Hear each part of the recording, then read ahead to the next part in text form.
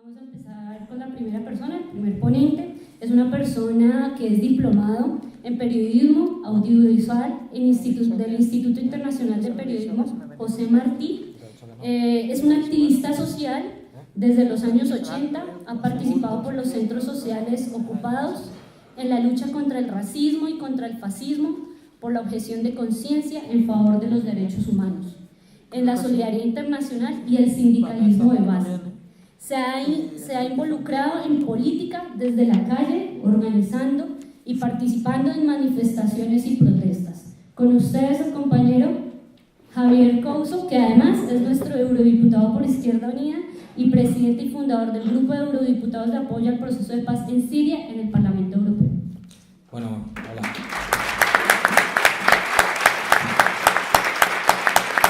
Bueno, buenas tardes. Lo primero para mí es un agradecimiento especial a las personas que han creado este movimiento de apoyo a Siria y esta primera conferencia por la paz y la solidaridad para Siria. Pero además un agradecimiento especial a todos los grupos, partidos políticos y personas que conforman esta plataforma. Porque, como decía en la anterior mesa el compañero camarada Ejido, la unidad es lo más importante que tenemos. Y en los actuales momentos en los cuales estamos viviendo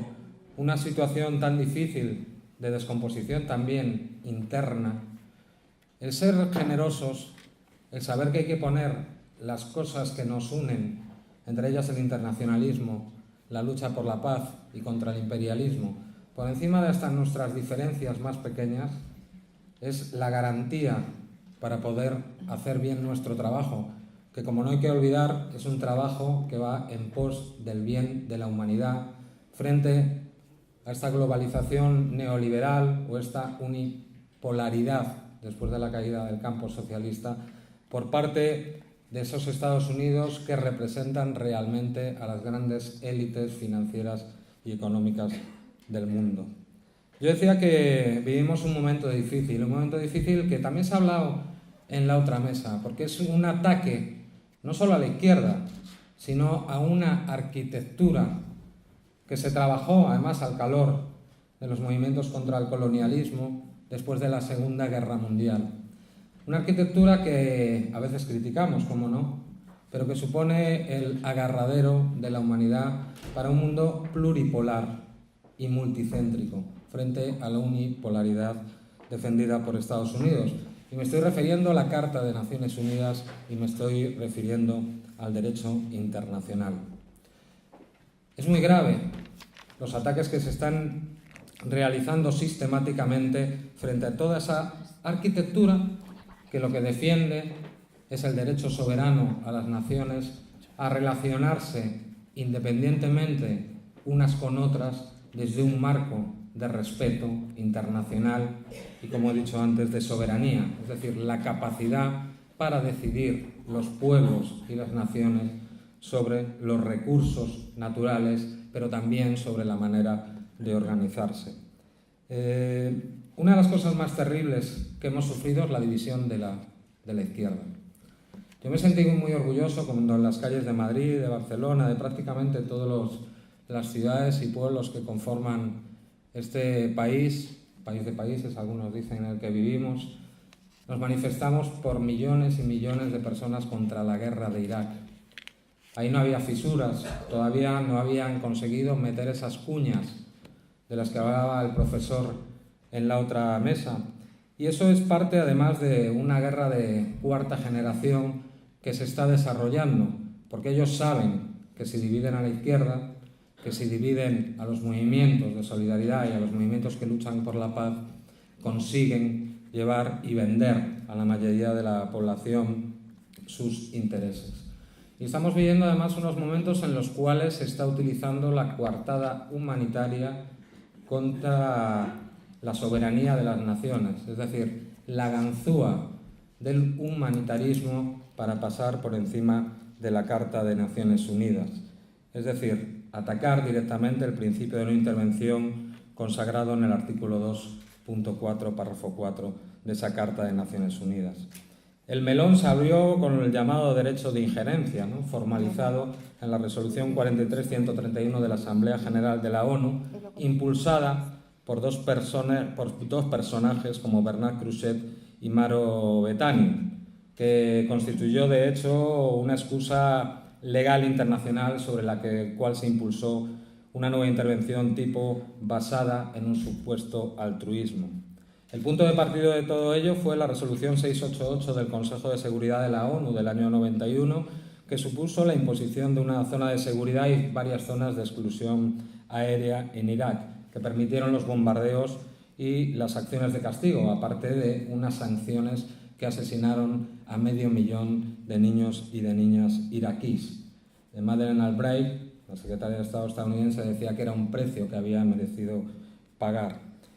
Parecida argumentación a esta se utilizó en los bombardeos de la Operación Deliberate Force en Bosnia-Herzegovina en 1995, que fueron autorizados por las resoluciones 770, 816, 836 y 958 del Consejo de Seguridad, y que dio paso además a la acción unilateral y criminal de la OTAN contra la República Federal Yugoslava en 1999, que además fue la puesta de largo de esa nueva OTAN que se alejaba totalmente incluso de la arquitectura internacional que había marcado la Carta de Naciones Unidas. Ese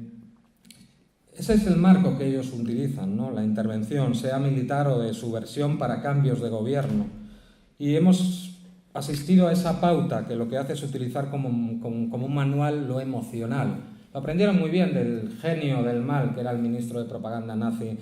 Goebbels, ¿no? Él definió claramente lo que era la propaganda nazi, que luego Hollywood lo utilizó en su industria cultural, lo cual es demonizar al enemigo, con lo cual lo deshumanizas, la simpleza en las informaciones, la mentira positiva o la ocultación sistemática de la verdad. Esto se puede aplicar ahora mismo a lo que pasa en Siria, lo que pasa en Venezuela, lo que ha pasado con Cuba, lo que pasa siempre, porque utilizan las mismas herramientas, ¿no? El uso de los derechos humanos, que fue una conquista de la sociedad internacional, pero que se utiliza de una manera discrecional. Es decir, se arroja contra los enemigos, pero se oculta con los amigos. No hay gobierno en la zona, por ejemplo, en la región de la cual estamos hablando, gobiernos que ataquen más los derechos humanos que el israelí o el de Arabia Saudí, y jamás oiréis hablar de ninguna guerra supuestamente humanitaria o de gerencia humanitaria contra estos dos países por el rol que cumplen para defender los intereses geoestratégicos de Estados Unidos, ¿no? Es indiferente el marco en que se utilice, ¿no? El objetivo es apelar a esos sentimientos positivos inherentes en la población y, como decía antes, demonizar al enemigo, porque la monstruosidad del satanizado permite convertir la soberanía en algo condicional, saltarse ese principio de no intervención y actuar de manera agresiva para lograr esos cambios deseados. Lo contaban en la otra mesa, pero por señalar cuál es la forma de hacerlo, siempre la misma, y la podemos aplicar siempre que dudemos por la presión de los medios de comunicación. Se utiliza algunas ONGs como forma de intervención en zonas donde los gobiernos no tienen permiso, es decir, actúan como si fueran una especie de servicios secretos y además como si fueran incluso agencias de información. Lo estamos viendo con el Observatorio de los Derechos Humanos, que tiene sede en Londres, cuyo señor que lo preside tiene relación directa con los mandamases de Washington y que se está convirtiendo en la única fuente del periodismo. Yo que vengo del periodismo me dijeron que había que utilizar de 3 a 4 fuentes y aquí se utiliza esa fuente. Es realmente grave cuando yo veo en los informativos de nuestras cadenas, de casi todas, utilizar imágenes no de los propios periodistas sobre el terreno, sino de las organizaciones terroristas, es decir, del ISIS o de lo que se llama la nebulosa de Al-Nusra, de Al-Qaeda, o sea, los mismos que asesinaron a 90 conciudadanos muy cerca de la plaza de Moncloa, en Atocha. Y esas son las imágenes que se están utilizando.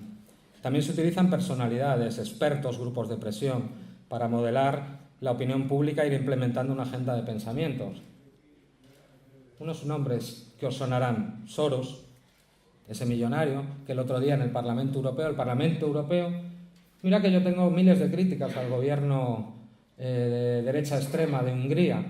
pero cuando se ha querido hacer una ley para cerrar la Universidad de Soros, todo el Parlamento ha salido a defender a este multimillonario que está detrás de la injerencia sistemática contra gobiernos soberanos en el mundo. Otros son Abramovich, Neyer, Henry Levy. Qué decepción de las personas con las que yo estuve luchando. Visité Irak,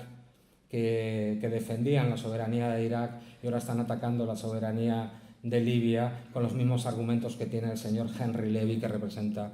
los intereses sionistas y estadounidenses. También se utiliza la red, web, bloggers o Twitter, para actuar como actores desde dentro, para promover una supuesta información y legitimidad sobre el terreno. Y, por supuesto, los grandes medios de comunicación como amplificador de ese lenguaje elaborado por los que les mandan con el fin de crear un relato que por repetición, otra vez Goebbels, se convierta en el único discurso de la realidad, ¿no? Da igual que sea en Siria, da igual que sea Venezuela, en Cuba, los métodos son similares y el objetivo es el mismo: crear figurantes internos, amplificar lo malo, crear discurso justificativo, apelar al pensamiento emocional y superficial y finalmente actuar. De la resistencia interna, del consenso de lo que llaman opinión pública, dependerá el modelo de actuación. Golpes camuflados de legalidad, lo estamos viendo en Brasil, ahora mismo en Venezuela, desestabilización por terrorismo, en lo que le ha pasado a Siria,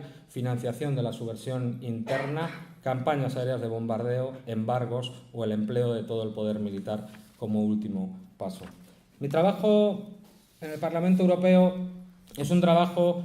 que a veces es más duro, pero no es más duro de los que están defendiendo su soberanía en la calle y que están ofrendando su vida no solo por su país, sino por toda la humanidad, porque la lucha contra esos actores terroristas defiende a toda la humanidad en su conjunto. Hay mucha gente que me alienta y que me da las gracias. Yo se lo agradezco también en devolución, pero creo que no merezco ninguna loa. Tengo que hacer lo que tengo que hacer. Yo pertenezco a una organización como es Izquierda Unida, que es un movimiento político y social que desde el principio surge, además por la generosidad del Partido Comunista, en las luchas contra la OTAN, que también este país fue pionero con millones y millones de personas en la calle y que perdimos ese referéndum por muy poquitos votos, que habría que hablar mucho también sobre ese referéndum. Entonces, en el ADN de esta formación política, en el ADN de sus votantes y de sus programas está la defensa del internacionalismo, de la soberanía de los pueblos y la oposición frontal a los mecanismos de guerra. Por lo tanto, creo que estoy haciendo simplemente mi deber. En un lugar difícil, es cierto, 751 diputados, de los cuales la mayoría son de la gran coalición neoliberal que están apoyando estas guerras de saqueos y un mundo desigual como el que estamos viviendo ahora mismo en Europa por sus planes de estado de excepción neoliberal austericidas. Es difícil, es un trabajo difícil, porque imaginaros alzar la voz muchas veces yo solo contra todos estos actores. Yo soy vicepresidente, uno de los vicepresidentes de la Comisión de Asuntos Exteriores, es la comisión más grande del Parlamento Europeo, tiene, no me acuerdo ahora, 78 diputados y diputadas, creo, más o menos, y es una comisión que no legisla, pero es una comisión que se ha demostrado muy importante para condicionar estados de opinión tanto de la Comisión Europea como de la OTAN de cara a las intervenciones. Hay varios trabajos que recomiendo en la red, se pueden encontrar, sobre la influencia de esta comisión, por ejemplo, en la destrucción de Libia y en el posterior ataque a Siria. ¿Qué pasó? Que en el marco de este trabajo parlamentario, de repente nos vamos encontrando gente. Dentro de esos 751 diputados hay gente digna, y que incluso pertenecen a formaciones diferentes a las nuestras, que tienen una concepción a veces radicalmente diferente, pero que curiosamente al final defienden también esa arquitectura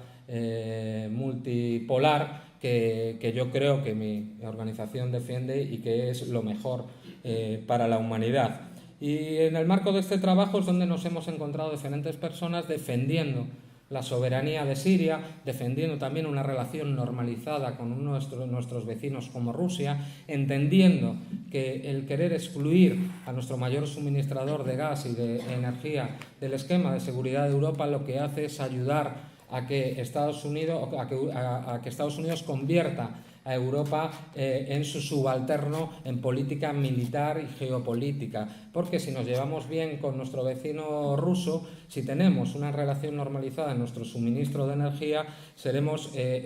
pues un punto de independencia frente a esa arquitectura salida después de la caída del campo socialista, en el cual se creó esa Unión Europea bajo amparo de la OTAN, que tiene las capacidades militares destinadas para que ellos, en la nueva estrategia de Estados Unidos, que han girado hacia el eje Asia-Pacífico para contener a China, y nosotros nos ocupemos en teoría de contener a Rusia. Es decir, nosotros tenemos un escudo llamado antimisiles, que es una proyección misilística, el naval lo tenemos en Rota, que amenaza directamente a nuestros vecinos rusos. Pero además es que por primera vez, y sin contar con los ciudadanos españoles y españolas, tenemos ahora mismo carros de combate en la frontera con Rusia, y estamos participando con los F-18 en la patrulla báltica. Me dicen que me quedan un minuto, pero voy a pedir 3 más, porque si no, no explico lo del final. Cuando nos hemos ido conociendo estas personas, decidimos 3 diputados, primero una compañera verde y otra diputada del grupo de los liberales, viajar a Siria. Tuvimos los mayores ataques por parte, en este país, por parte de esa llamada izquierda que realmente está trabajando para los señores de la guerra. Nosotros ahí pudimos conocer la realidad en Damasco, entrevistarnos con el presidente Bashar al-Assad y tratar de llevar una serie de mensajes a la Unión Europea para que la Unión Europea fuera un actor de paz. Es decir, ¿cómo puede ser que la Unión Europea tenga sanciones con el gobierno sirio? ¿Cómo puede ser que 27 de los 28 países tengan colaboración al 100% en materia antiterrorista con Siria, y el gobierno sirio lo tenga con ellos, excepto con Francia, porque Francia es uno de los actores que ha desestabilizado y armados a grupos terroristas de Al-Nusra, y no tengamos una capacidad de interlocución política? Después de esto nos fuimos sumando varios diputados, somos 10 actualmente, y de diferentes grupos políticos, y pudimos viajar del 10 al 12 de marzo, una diputada de los Verdes, otra de los Liberales, uno del Grupo Socialdemócrata, uno de 5 Estrellas y otro del Grupo Popular. Es decir, la intención de este grupo para lograr una paz justa en Siria era tener la mayor amplificación posible de la diversidad de grupos. Aún así, a pesar de las recomendaciones que les mandamos, y ahí Pablo, el compañero que viajó conmigo, explicará más pues todo lo que aprendimos en ese viaje, nosotros intentamos abrir y con esto concluyo, intentamos abrir las vías de negociación. Pedimos una reunión con Federica Mogherini, que es la vicepresidenta y alta representante, no nos la dio como siempre. Transmitimos una serie de recomendaciones y pedimos, venía invitado por la Asamblea Francesa el viceministro de Exteriores de la República Siria, pedimos al presidente del Parlamento y al presidente de la comisión poder invitarlo, no se nos autorizó en la comisión, aún así decidimos invitarlo como una manera que tenemos los diputados reconocida legalmente de hacer nuestra actividad independiente, y se nos prohibió el acto en el Parlamento Europeo. Es decir, en el Parlamento Europeo han hablado negacionistas nazis, pero no han permitido hablar a un representante del gobierno legítimo de Siria, como dicen los parlamentos, o sea, para conciliar, en latín es concilium, es decir, para poder hablar entre las partes, porque la paz no se hace entre los amigos, precisamente se hace entre los enemigos y entre los que no se llevan bien. Seguiremos trabajando en este sistema, en esta dirección. Seguiremos trabajando a pesar de que nos amenacen con quitarnos incluso la vicepresidenta de la comisión, como me han dicho a mí. Seguiremos trabajando por la paz y no nos callarán, porque frente a los señores de la guerra vamos a acompañar a ese pueblo digno que se está levantando contra el terrorismo, como he dicho, no solo por su propio país, sino por todos los que estamos aquí, que hemos sufrido bastante el terrorismo. Muchas gracias.